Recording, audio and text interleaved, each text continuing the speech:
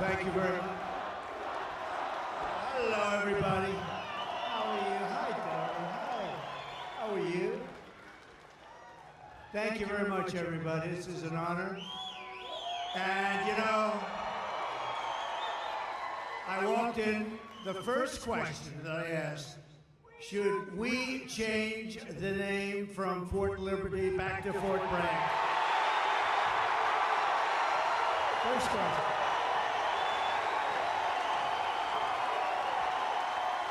Right? So here's what we do. We get elected. I'm doing it. And we're leading in all the polls. We should get elected, but remember this, they cheat like hell. We got it too big to rig. We need too big to rig. So I just appreciate being here. You know, we did win 2 world wars from Fort Bragg. Right? So this is no time to that big guy. This is no time to be changing names, but we're going to do that. We're going to do everything we can. We're going to get it back. We're going to bring our country back. We're going to bring our country back. Thank you, everybody. Let's have a little fun.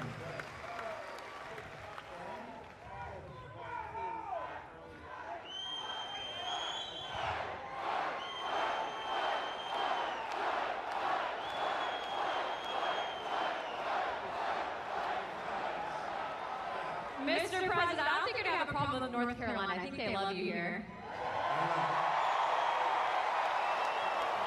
And you know, Kamala should be here.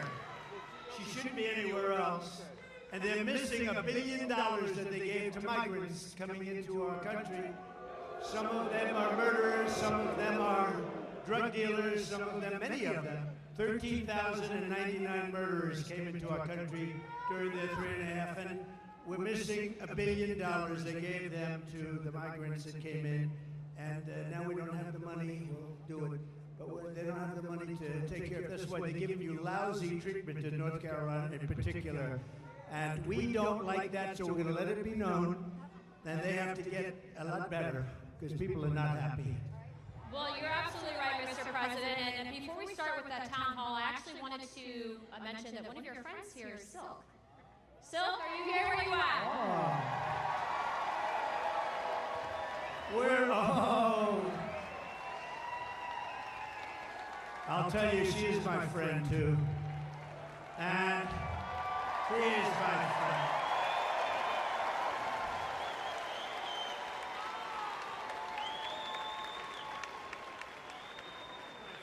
Oh, wow. Hey, North Carolina. Real quick now, I want y'all to listen up. I'm a little ticked off. I just want you to know I'm a little ticked off, and I'm going to tell you why. $750.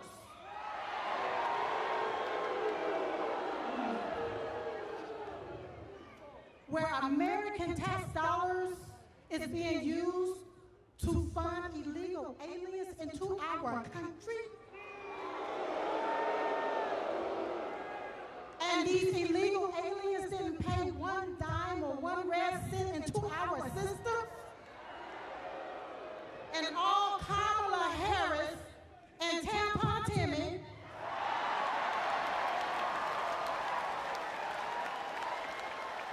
want to give us $750. Listen, you all, we only have one choice.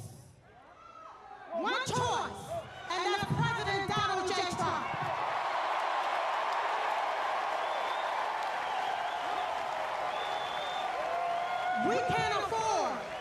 We cannot afford another 4 years of this, so you're going to have to vote like your life depends on it. Like when you're taking your breath, and it's your last breath, and you need that vote in order to breathe, that's what you're going to have to do. So you're going to have to, I'm almost finished, Mr. President.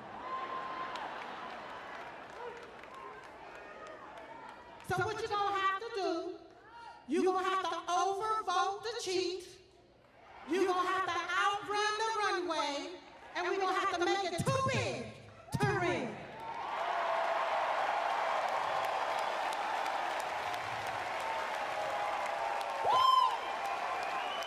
Now rising up in me. Because you have to vote right so you won't get left again. Vote red, R-E-D. Remove every Democrat.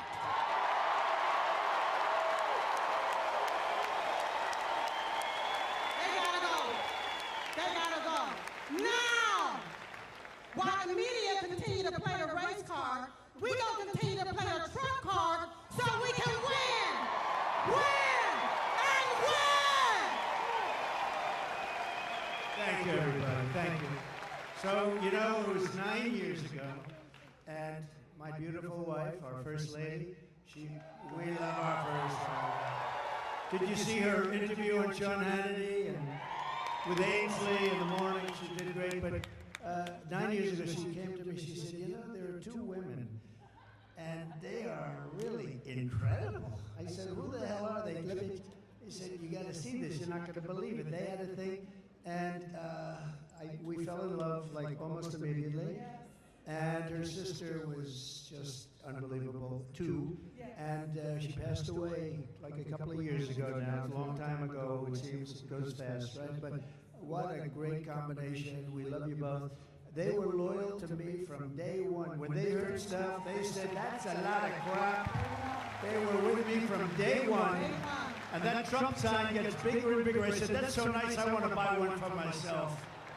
But I just... Mr. President, I'm going to give you one. I don't want to. You know what? We appreciate your loyalty, your friendship. And I saw Silk backstage. I said, I'm bringing you upstage. I'm going to bring you upstage. And we miss your great sister, and we love you. And thank you very much. So much more.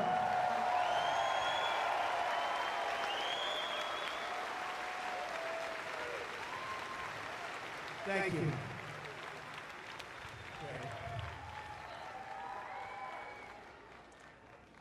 All right, Mr. President, you ready? Yeah, I'm going to be very careful with these seats. Yeah, it's a little bit. These seats weren't designed for me, exactly. All right, Mr. President, our first question comes from Allie. She was one of the residents here in North Carolina that was directly impacted by the hurricane, and it destroyed her community. Allie, where are you at?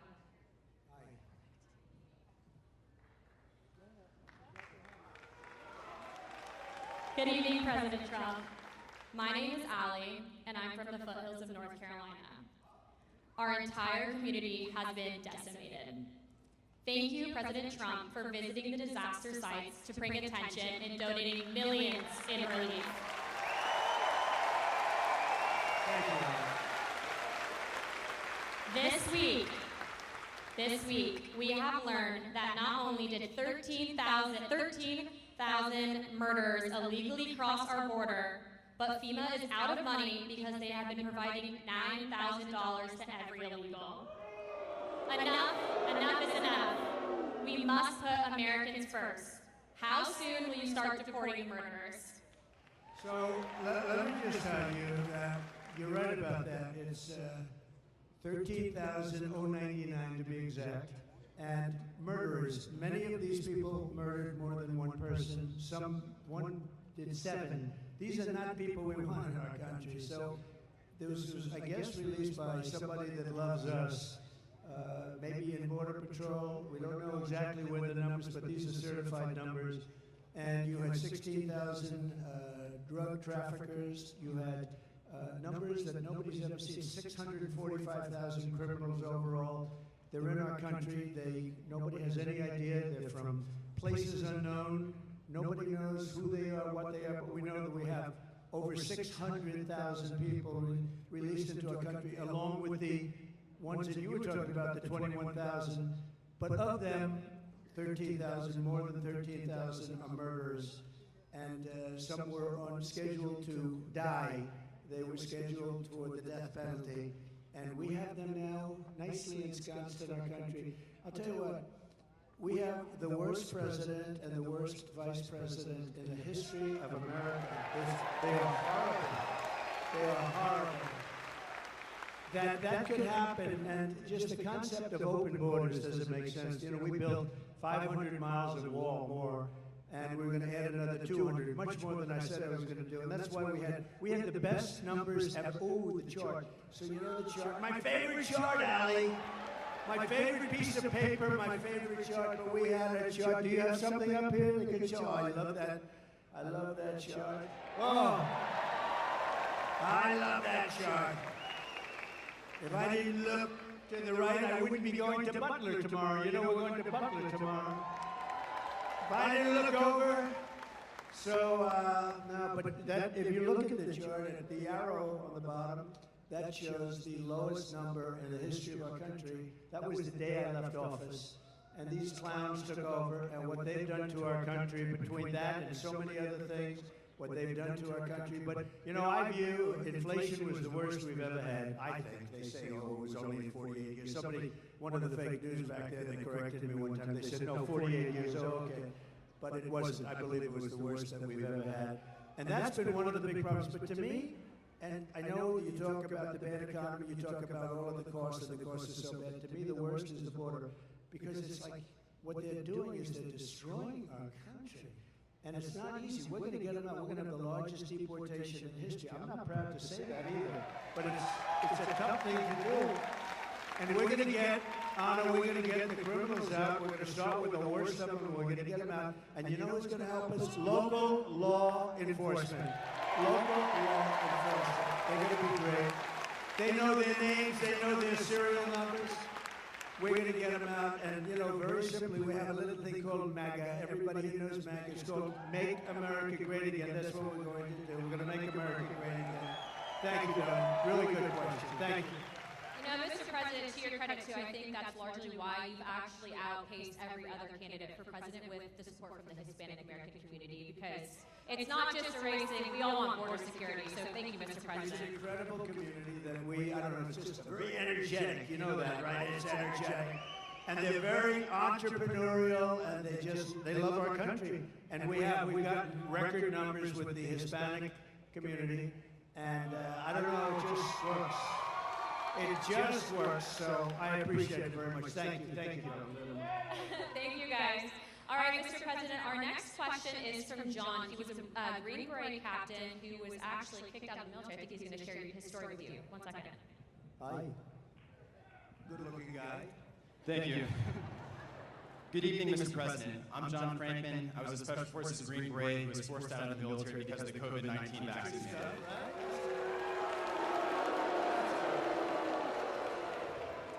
So the Biden-Harris DoD COVID-19 vaccine mandate was very damaging to the military.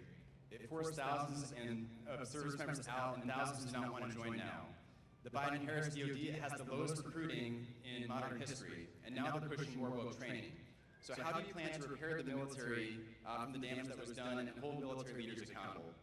So I want to have them come back into the military with pay, and, you know, they've been talking about that, but it never happened. They never did what they said they were going to do.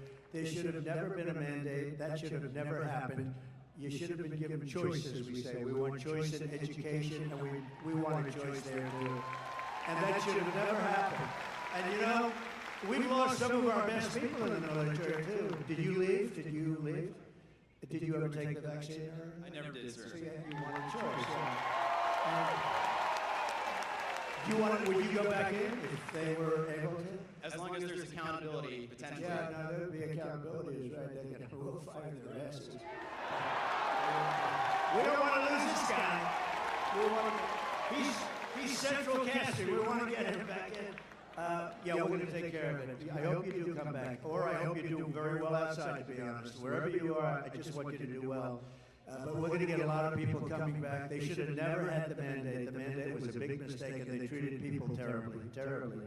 Okay? Thank you very much. Great. You look great. Thank you. We lost a lot of great people. Also in other, you know, in police forces, I mean, a lot of people were forced into doing things they didn't want to do. But I love that question. That's a great question. Thank you very much. I also, too, if I could, Mr. President, I don't think I've told you this story yet, but actually we've had some of our friends that had been deployed, and one of our friends actually was shot pretty badly and ended up going to Walter Reed. And to put it in perspective, There's a lot of politicians that will take photos with the military, but they don't care. But President Trump actually went privately, didn't ask for a photo opportunity, and he said thank you to our friend that had been shot in combat, Walter Reed. His heart's in it. He loves our community. When I say that he has your back and he needs to make sure that they're accountable, he will.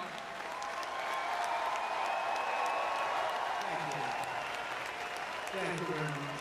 And I'll tell you, we have a great military, we really do, but Walter Reed, you mentioned the name, and that hospital was unbelievable. The doctors are unbelievable. They had a lot of problems with getting there, getting to it, managerially, getting in to see. But we had the best doctors. They could do things that nobody else could do, and they got to see some really badly hurt people. And the level of talent at Walter Reed, it's just an incredible hospital. So we have to pay our due respects. You hear so much about government-owned or whatever. I don't think there's a better hospital in the world than Walter Reed, so we should say that, right? Yes, sir. Yes, sir. Mr. President, our next question comes from an active duty service member here at Fort Bragg. They like it. Austin, where are you at? Oh, front row. That was good. Good evening, Donald Trump. Thank you. President. I've never done this before. I'm an active duty soldier here at Fort Liberty, and I want to start off by saying I'm here in personal capacity. You meant Fort Bragg, right? Yes. Fort Bragg. Right now, Are you not? You're not a soldier now? no, I am a soldier. I'm currently Yeah, active you are. duty. Good. But on a I'm here in my personal capacity, not speaking on behalf of the Army or DoD in any way. This week we saw the missiles flying into Israel from Iran and how impressive the Iron Dome is in protecting Israel. What are our thoughts, or what are your thoughts on the Iron Dome for America? I love it. How can you? I love it. We're going to have it. One of the things I say, we're going to have an Iron Dome. Why shouldn't we have an Iron Dome? And you see how effective. So the other day, 287 big missiles, ballistic missiles, were shot into Israel. Every single one of them was taken down. Well, why shouldn't we have that? And it's all going to be made in the United States. It was our technology. It's all going to be made in the U.S., and a lot of it's going to be made in a place called North Carolina, if you don't mind. And I think I just learned the secret. Look, we're going to win. I believe you got to get out there, you got to vote and all that. But I think I just learned the secret to winning absolutely and by massive margins. I'm going to promise to you, as I said at the beginning, that we're going to change the name back to Fort Bragg, because I think when that word gets out, I just see this great-looking soldier just accidentally said Fort Liberty, and he got almost booed the hell out of the place. That was not good. Anyway, I believe it's absolutely something that we want to have for safety. We're a target for a lot of different places. I listened to Biden yesterday. Since I went under the wing, I used to go under the wing of the aircraft. Nobody ever did that before. I did it. All of a sudden, Biden started. But he only takes like a half a question. Usually can't answer it. But they asked him, what do you think about Iran? Would you hit Iran? And he goes, as long as they don't hit the nuclear stuff. That's the thing you want to hit, right? I said, I think he's got that one wrong. Isn't that the one you're supposed to hit? I mean, it's the biggest risk we have. Nuclear weapons, the power of nuclear weapons, the power of weaponry. I rebuilt the entire military, jets, everything. I built it, including nuclear, and I hated to build the nuclear, but I got to know firsthand the power of that stuff, and I'll tell you what, we have to be totally prepared. We have to be absolutely prepared. But when they asked him that question, the answer should have been, hit the nuclear first and worry about the rest later. And that's what they should. If they're going to do it, they're going to do it. But we'll find out whatever their plans are. But great question. Thank you very much. Thank you. Thank you, Austin. Mr. President, I don't think you get enough credit for what you did with the Abraham Accords. I mean, that really was historical. I agree. But realistically, honestly, because of the failed foreign policy out of this current administration, we are on the verge of World War III. When you get back in office, what are you going to do to change it? So a lot of things are happening very fast, and we could end up in World War III before we get there. The way it's going right now, look at Russia with Ukraine, that's a disaster. Look at the Middle East, it's exploding all over the place. And we have people that, we have a president that spends most of his time on the beach sleeping. I never saw a guy could sleep in front of a camera. Does anybody think of it? I don't sleep that much. I toss and turn, I think. I'm always thinking. You ever do that? You're sweating and you're thinking and you're trying to figure out how to beat this one, that. Look, how to make our country great. But I toss and I turn. This guy just falls asleep on the beach like there's nothing to it. I wish I had that ability. That's one ability he has that I do not have. And I wouldn't mind having it. I could use a little extra sleep. But we are going to do things with our country. We just have to be respected again. Viktor Orban, he's, the fake news, a lot of fake news back there, by the way. But the fake news... The fake news, they call him the strong man. He's the head of Hungary, and we have, and he's a very strong guy, very tough guy. But I mean, more than anything else, a very smart guy. And they said, why is the world blowing up? You have the Middle East is blowing up. You have Russia, Ukraine. That could lead to catastrophe. You talk about nuclear weapons. That could be a total catastrophe. Why is it? He said, if you put Trump back in the White House, it's all going to end. You're going to have peace. We had 4 years. We didn't have any wars. We didn't have any terrorism. We didn't have any. And I won't tell you exactly what he said. Maybe I will. He said because they were afraid of Trump. I don't want to be the one saying that, but they were probably afraid of him because they think I was crazy. And that's a good thing to think, right, soldier? That's a good, they said this guy is crazy. But no, he said that you put Trump back in the White House, you're not going to have all of that stuff is going to heal. October 7th would have never happened. The attack on Israel would have never happened. Remember, Iran was broke. They weren't giving money to Hezbollah. They weren't giving money to anybody. Any of these, they call them delegates of terror, a lot of different names, but it's always of terror. And there was no money for Hamas. And now you look, because you were such a big part of it, we had no attacks, we had no terrorism, we had no nothing. For 4 years we had, and I wanted to talk about it during the 4 years, but that's never smart, right, Robert? That's never smart to do. So I didn't, but I talk about it a lot now. We had no attacks, we had none of this stuff going on. We defeated ISIS, by the way. We took ISIS, we defeated them in 4 weeks. It was supposed to take 5 years. I rebuilt the military, and we had a military, and we have great generals, not the television guys, by the way, the real generals. I'm talking about like Raisin Cain, General Raisin Cain, you know who that is. But we defeated ISIS quickly. It was supposed to take 5 years. We did it in 4 weeks. We have a great military, and we have a military that's not woke. You may have a few people on the top that are woke, and we're going to get rid of them so damn fast.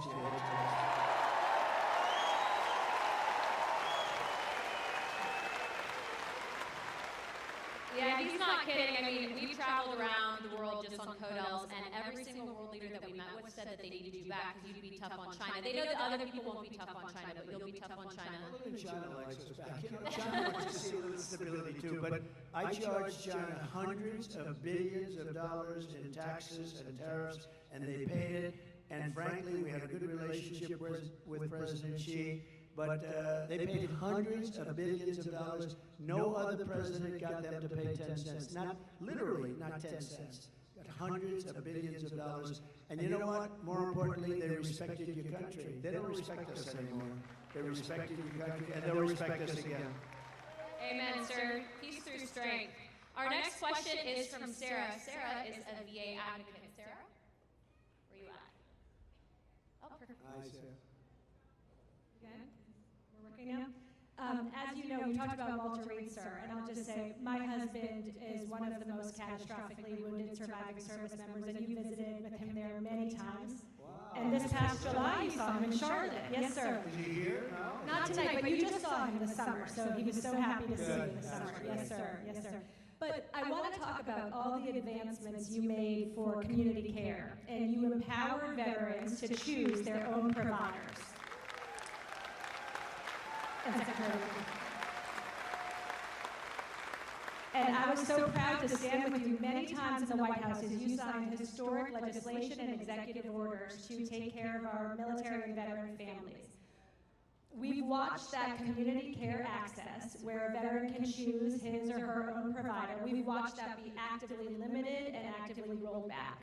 President Trump, how are you going to bring that back as a day one priority and give veterans the choice for the best medical care back again?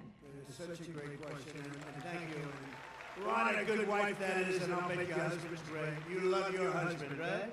You know, the people like you, what is your first name? Sarah?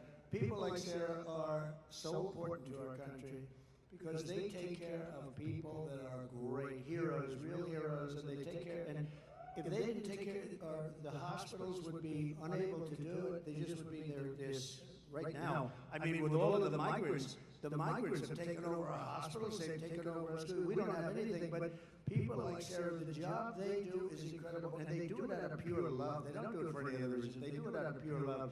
And we have to help them. We have to help them because the medical costs would be unaffordable by our nation. It would be totally unaffordable. And it was better before, and I heard it sliding. I spoke with Robert before, and who did, by the way, an incredible job. You did an incredible job. Stand up, please. And Sarah, thank you, Robert. You know, we had a 92% approval rating at the VA, 92%. Now it's down into the 40s. We had a thing called choice, where if you had to wait too long for a doctor, you know the story. If you had to wait too long, guys were waiting 4, 5, 6 months. They go in with a minor problem. They end up being terminally ill because they didn't take care of it. It could have been taken care of with a shot, with a pill, with a minor operation. They end up dying. And we changed it, and we had choice. We also had accountability, remember? Accountability. So in choice, they tried to get it for 52 years, accountability for 58 years. Accountability, you couldn't fire anybody in the VA. And I said, that's no good, because you had sadists in the VA, you had bad people in the VA. We had some bad people. And we fired about 9,000 people, and we replaced them with 9,000 good, loving people that love our heroes, right? That love our patriotic heroes. And that was a big thing, and I just said to Robert, how's it going nowadays? How is it going? And he said, they're getting rid of choice rapidly. Choice is when you can't see a doctor rapidly. You go outside, you find the doctor, you get yourself fixed up, and Sarah, we pay the bill. And it was a great thing, and he said it's rapidly not being used, not being allowed to be used. And you know, I think it actually didn't cost, I think it was probably, in the end, we probably saved on it. But money isn't the big thing here. I think it actually, we saved money on it because people would get very, very sick. These are people that would wait 4, 5, 6 months to see a doctor. If you had to wait more than one day, you go out, you see a doctor, we had bills negotiated, fees negotiated. You know, we can't be totally crazy with this because the doctors are pretty good business people, I will tell you, right? But we had a lot of fees negotiated. But you go out, see a doctor, get yourself fixed up, and you have no problems.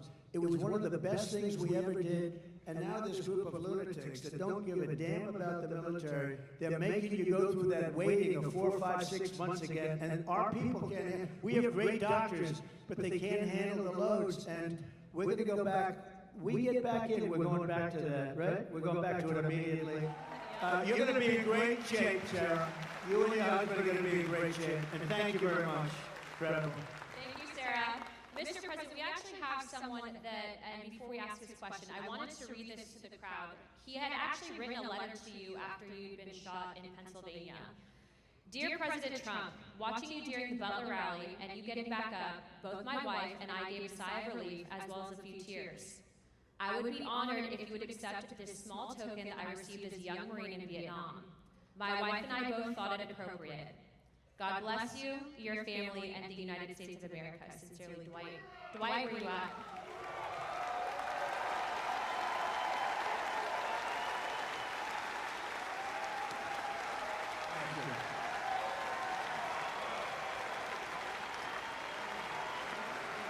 Oh, it's like a check. It's a check, it's cash.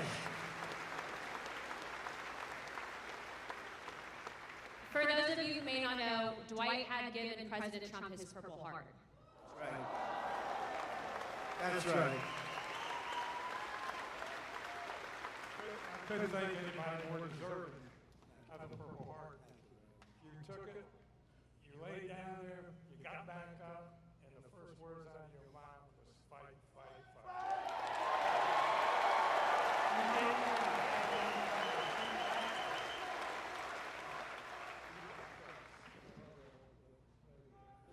He doesn't do this, but he's better than anybody as far as I'm. No, I'm hardly better than you on this. You're great at this, and I wanted to thank you. I know that most of you will watch the president on that day and were very fearful that something terrible happened when he went down on the ground. But it was such a relief. Our hearts were so filled with joy because we saw what happened, and it was a minor wound, but it was close to being a terrible. We were. I said, how does it, why was there so much blood to the doctor and bleeding like crazy? This is a little fact, some of you might have heard this, but you get hit in the ear, and it bleeds more than any other part of the body. So I didn't mind being hit that way. I don't want to be hit that way. This way. If I didn't make the turn, I would have been hit the other way. That's no good. That would not have been too good. But it is true, and I got very lucky, and maybe it wasn't so much luck. Maybe there's something else, right? Maybe there's something else up there. But that's good. You also took the time out to write me a beautiful letter and gave me a challenge form.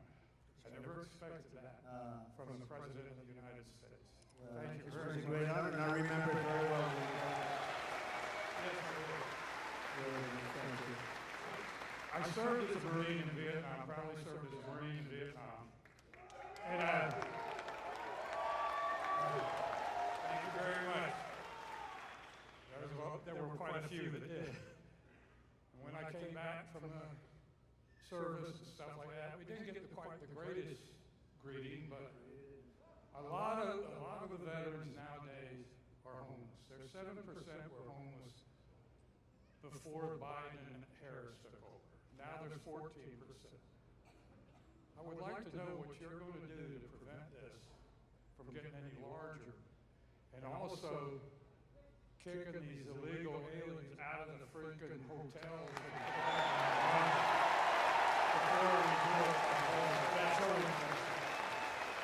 So one of the things that most angers me about this is the 21 million people plus. You know, they say it's 10, it's 12, whether it is or not, it's much more than that. It's 21 million, and it's probably with the gotaways and everything a lot more than that.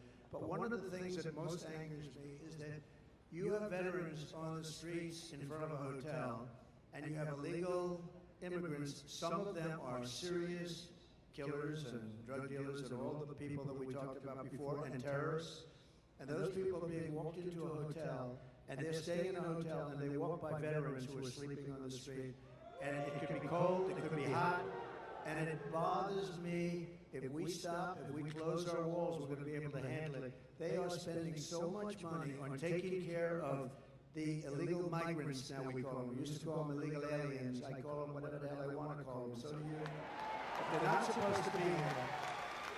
And we're going to close the wall. First day, we're going to do a couple of things. First day, we're going to drill, baby, drill. We're going to close the wall. We're going to close the wall. And we will be, we're going to have to take people out. We cannot have killers. Do we agree? Does anybody want to leave the murderers, the drug dealers in our country? You know, one of the little facts that's very sad, but makes sense. All these things I predicted 3-4 years ago. I was saying this is going to happen, and now it's happening. The migrant crime, it's a massive crime. But all of this that's happened, everybody, it's common sense that it was going to happen. And we're going to have to get them out because we have no choice. It's not sustainable by any country. We have done things that are so stupid. Like, as an example, I consider it to be less important, but it's very important still because it's a way of life. Men playing in women's sports, okay? Who wants that? And who wants open borders? Because open borders is so, you say, how does a thing like that happen? All of these policies we're going to be changing, and we have now somebody running as a radical left person. You know, more left by far than Pocahontas. More, you know who that is. More left by far than crazy Bernie Sanders. She's more left, and we can't have it. So we're going to take care of your people and your friends. Get a lot of friends out there that don't have a place. And we're going to do it, and we're going to do it fast, so we're going to put money to it. First of all, we're standing on the greatest power. It's called liquid gold. We have more than any other country. We don't use it. We get oil and gas now from Venezuela. Do you believe it? We're going to take our own, and we're going to make a lot of money. So we're going to make a lot of money.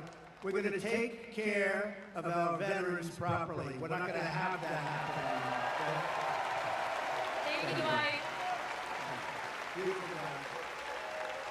Beautiful guy. I think I'm going to stand. This chair is the most uncomfortable chair. First of all, it spins. And the one thing I don't want is to fall on my ass, because that's going to be...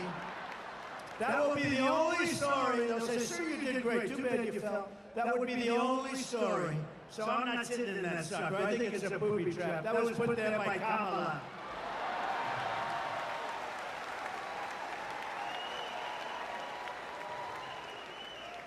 Well, that brings me to my next question. So you're talking on immigration and border security. So we all know that that's tied to national security. And the one thing that ticks me off is you have Kamala Harris, who runs on the fact that she's a minority woman. But yet she's done nothing about the 300,000 migrant children that have gone missing. Just real quick, how many parents are in this room? How many women are in this room that support Trump? As mothers, grandmothers, sisters, wives, would you ever tolerate children being trafficked? If you were in Kamala's position, wouldn't you stop that? President Trump, you've done more for not just the Hispanic American community, but I think women in this country, not just, I'm just going to toot his horn for a second. He's put women in positions of power, but the media won't cover that. They won't because it doesn't fit their narrative. They want women to hate him. Guess what? We don't hate him, we love him, don't we? But I don't do it. I don't do it really for a pure, really great reason. I just do it because I want results. And I just find women to be smarter than men. Is that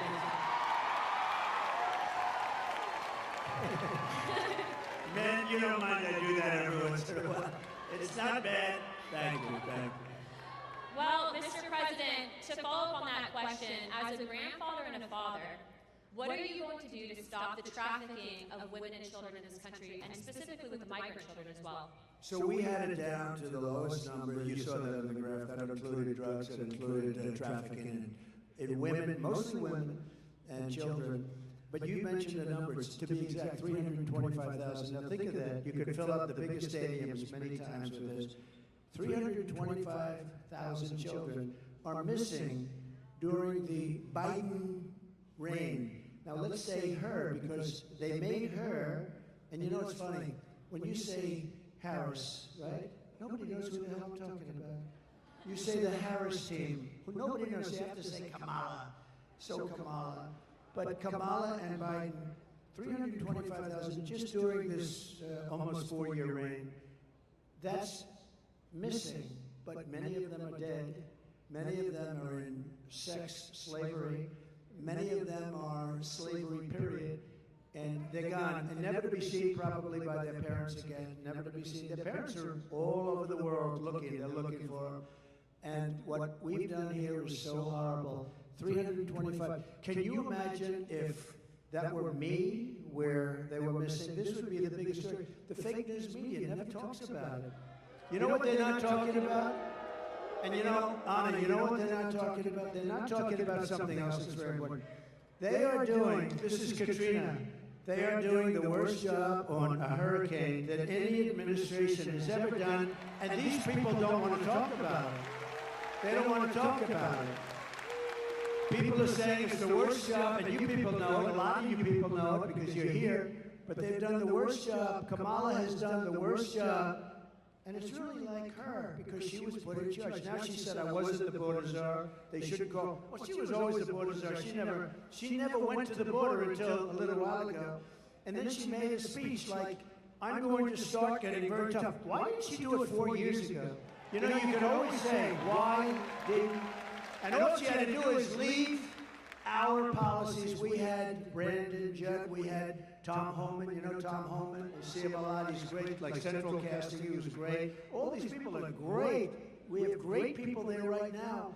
But we have some tremendous people. And you know, it's interesting with Border Patrol and ICE. It's really easier for them not to do their job, but they love the country. They really want to do the job. They're so disgusted when they have to let people, and you look at some people, you know they're criminals, and they have to let them go walking right by into our country. Now, we're going to straighten it out. It's going to be straightened out right. But 300, remember this number, 325,000 children are missing. That means many dead are missing during this administration. And that's almost unthinkable, and I can just imagine if that were us, it would be the worst story. They never talk about it. And the other story they don't talk about, and I'm doing this because we're on all that television, look at all that television. The other story they don't talk about is what a rotten job they're doing in North Carolina and other places with respect to the hurricane. They are doing a terrible job.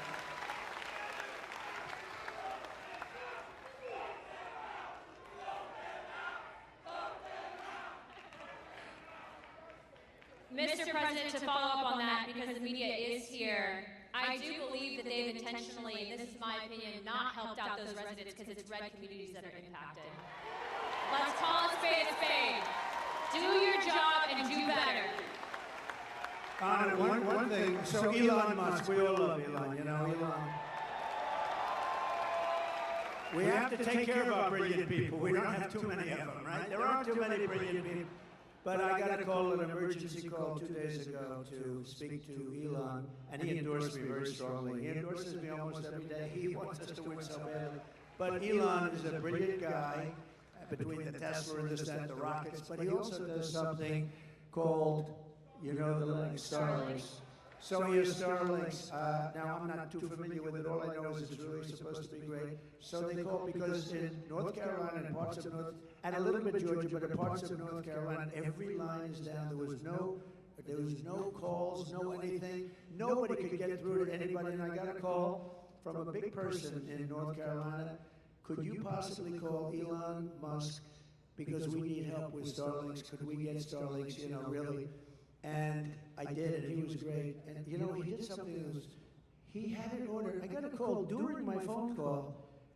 They called me up, the people from North Carolina, and they said, thank you very much for helping us with Mr. Musk. I was talking to him. He wasn't off the phone. I said, do you have some kind of a thing that we're talking and you're ordering people? This is the craziest thing. No, he's like, I'm talking, so Elon, thank you very much. I appreciate it. I'll see you. He's going to Butler tomorrow. You know, Elon is going to Butler. But I asked him about Starlinks. Would you be able to get a certain section of Georgia? They're going to fly them in with helicopters and everything else. Would you be able? And as I'm talking to him, they're calling me on the other line, thanking me for getting it. So I got to ask him what the hell that was all about, right? He's probably got some little contraption that he's going like this as he's talking to him. He's incredible, that guy, I tell you. But he got a tremendous for Georgia and for North Carolina, the Starlinks. They got, here's the one thing they have to do. They have to distribute it. They have to get it out there. He got it here, but they have to get it out there. They're not getting it out. That's FEMA. They've got to get it out. So important. But he's really done a great job, so we appreciate it. Thank you, Mr. President. Thank you for all you're doing continuously. Our next question is from Pete, who is a Marine Corps veteran, and his question is going to be covering the withdrawal of Afghanistan. Pete?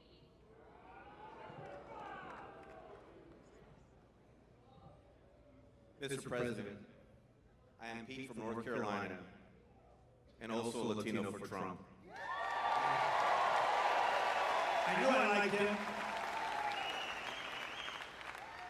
And I proudly served in the United States Marine Corps, first as enlisted, That's great. then as an officer.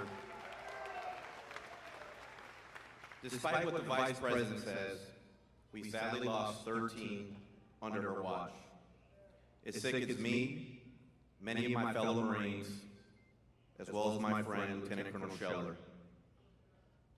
There has been zero accountability for the terrible withdrawal. What will you do to make sure we have accountability for what happened. Okay, it's great. It's like, I know more about that subject than any subject we spoke about because I think it was the most embarrassing moment in the history of our country. There was never anything. I don't think Putin would have gone in and invaded Ukraine if that didn't happen. He saw that. He said, these people are stupid people. They're idiots. And, you know, they only respect power and force. When they saw that, by the way, if I were President, Putin would have never done it, period. And you would have never had the attack, and you wouldn't have had inflation, and you wouldn't have had the problem that we're talking about. Because, you know, I had it down to 5,000. I was getting out. They were there for 20 years. But a couple of things were done wrong. Number one, they should have kept the military base, right, Bagram? So you have a military base, one of the largest bases in the world. We left it. It's 1 hour, forget about Afghanistan, it's 1 hour away from where China makes its nuclear weapons, okay? You gotta keep that, and they didn't. They fled, they left. We had, as you know, 18 months. I called up Abdul. Abdul is the head of the Taliban. That's the ones that do the shooting, okay?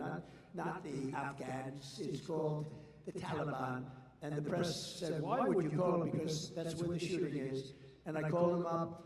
We didn't have, it was nasty. We didn't have one soldier killed because they were killing a lot of our soldiers, the snipers, and a lot of them with the Obama-Biden administration before I got there, and a lot of them, and I called them up, had a rough call, and after that call, we didn't have one soldier killed for 18 months. We didn't have one soldier shot at for 18 months. And then we had a terrible election. We're not going to let that happen again. We can't ever let that happen again. We're not going to have what a shame that was. But we had an election, and these guys took over, and it all started up again. And what they did with that withdrawal was so bad. Number one, we lost 13 great soldiers, and as you know, I know the parents of a lot of them, but we lost the soldiers. We left $85 billion worth of equipment behind. We left Americans behind. Everything was wrong, and we embarrassed our country. I really mean, I think it was most embarrassing. The one thing you do is you take the soldiers out last. Okay, they took the soldiers out first. A 5-year-old child would tell you that. The other thing you do is you fire every general that was involved in that case because those guys were incompetent. And you haven't heard the last of that, I promise you. You have not heard the last of that. What a terrible thing that was. Worse, one of the most embarrassing, me as a person that loves our country, that was the most embarrassing moment in the history of our country, in my opinion. Thank you. We're gonna take care of that. I got it back.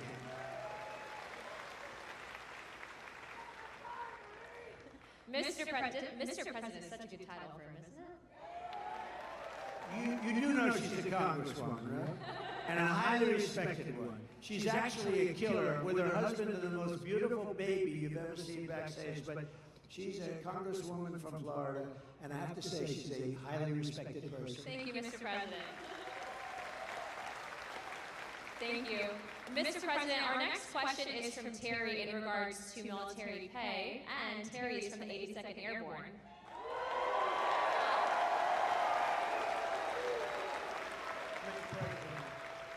Thank you for being here. My name is Terry. I have had the honor of serving with the mighty 82nd Airborne. I'm also a proud member of the Lumbee tribe. The largest tribe in North Carolina. We have one of the highest percentage of military service in the nation, a higher percentage of the overall population. My question, sir, is about military pay. You provided the largest pay raise in history to our military. Unfortunately, we have seen inflation skyrocket, and more service members and veterans are on fixed incomes and are finding it hard to pay for basics like grocery. What will you commit to increase military pay and bring down prices? Yeah, very good, Terry. I appreciate it too. And it's very unfair. So I gave the largest pay raise in the history of the military, and I thought that was wonderful. But then when these clowns came in, these incompetent fools came in, they allowed inflation, and because of the energy policies, I think mostly, but also because of their spending, but they allowed massive inflation. So your pay stayed here, and you were happy, and then all of a sudden the cost of bacon doubled, and the cost of everything else doubled and tripled and quadrupled. Interest rates went to 10%, so you could no longer, we were at 2%, and they went to 10%, so you could no longer buy a house. So many things happened. The answer is yes, I'm going to take care of you. I'm going to take care of our law enforcement, and you know who else I'm going to take care of? Our teachers. Our teachers are very underpaid. We're going to take care of our teachers. Okay? And I did it. I did it. I felt strongly, but you know, the fact is that they got wiped out. What we gave got wiped out by their inflation that they should have never had. That's another thing. You would have never had inflation because it was caused largely by really dumb energy. The energy went through the sky. That brought everything with it. So we're going to take care of, but law enforcement also and your teachers, okay? Thank you, Mr. President. We now have time for one last question. So our last question. Make this a good one. Our last one comes from Matthew. Matthew? He was an F-15 pilot. I won't hold that against you.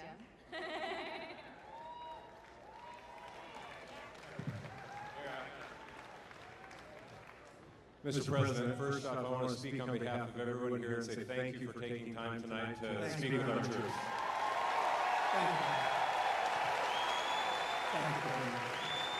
We got a lot of good-looking men in this audience, don't we, huh?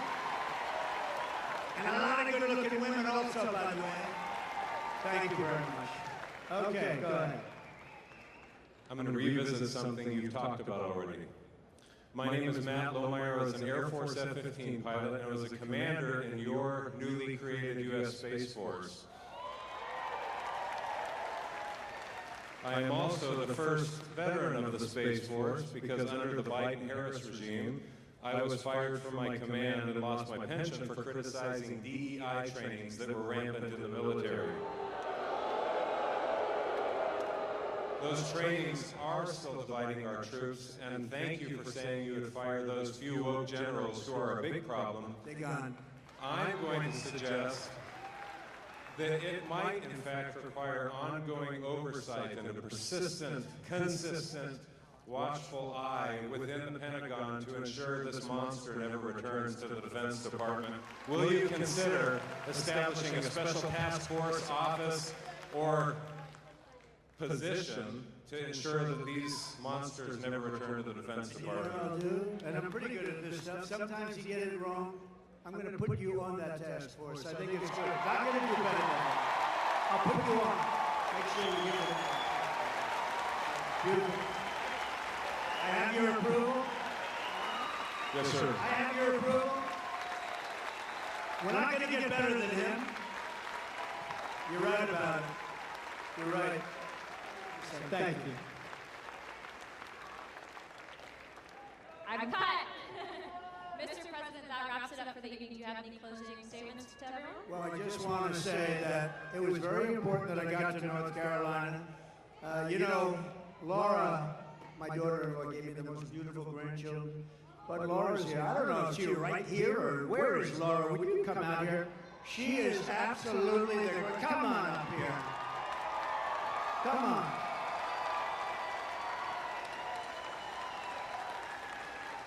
She comes from right around here, and she loves this state. And you better be careful because I'm going to blame her if anything happens in this state. That's true. But we're going to win in North Carolina, are we not?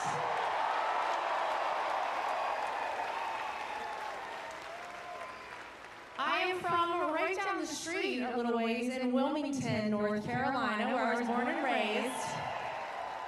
And I know I don't even have to ask this audience this question, but are we ready to send Donald J. Trump back to 1600 Pennsylvania Avenue?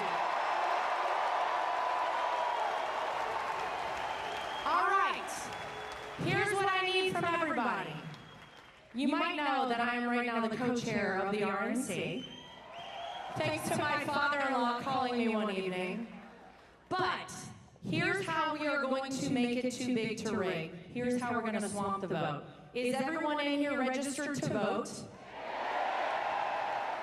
If you are not, go right now to swampthevoteusa.com and get registered. Go vote early and take every person you know to go vote early. We will win this big league, as Donald Trump says on November 5th. All right, ladies and gentlemen, thank you guys. I love you, North Carolina. Thank you. I have to thank you because you gave me a great, really a great daughter-in-law. She's really special. And she's along with Michael, who's here, Michael Watley, they're essentially the co-chairman of the Republican Party. This is a very upwardly mobile person. She's doing good, but you know the truth, she's so good. I'm very conscious of like nepotism. But when I did with her, I recommended it. All I did was recommend it, and everybody couldn't believe she's even doing it. She is really a person that's incredible. She's respected by everybody. They love her. She comes from here, and there is no place she likes better than North Carolina. So get out there and vote in honor of this wonderful person. This wonderful person. Where's Michael? Will you get up here, Michael, please? Don't worry about the time. The networks will stay with us, right? Michael, will you say a few words? So Michael Watley, I guess I like North Carolina because he was the head of the Republican Party. We won the state twice, and last time when all of a sudden around 3:02 in the morning we started to fall off on a lot of things, it was ridiculous. But with this state, there was no fall off. He had 602 lawyers working for him. And I said, who the hell is the guy that did such a good job in North Carolina? Because we were leading in Pennsylvania, we were leading all the way along, and these people will do it, they have no shame. And he did the job, and I said, I want to get him, and he's chairman of essentially the Republican Party, and I just want to say you're doing a great job. But I don't want to say it too early, let's wait till November 6th. I want to wait till the morning after, right? Then I feel confident that we'll say it, but so Michael is from North Carolina. He was the head of your party, and he did a great job, and he went to the top. And please say a few words, Michael. So to win North Carolina, we are going to get out the vote. We are going to protect the ballot. We are going to expand our majority in the House. We are going to flip the Senate, and we are going to send Donald J. Trump back to the White House as the 47th president of the United States. Thank you, Michael. Thank you, everybody. Thank you. Thank you, everybody from Fort Bragg. Thank you.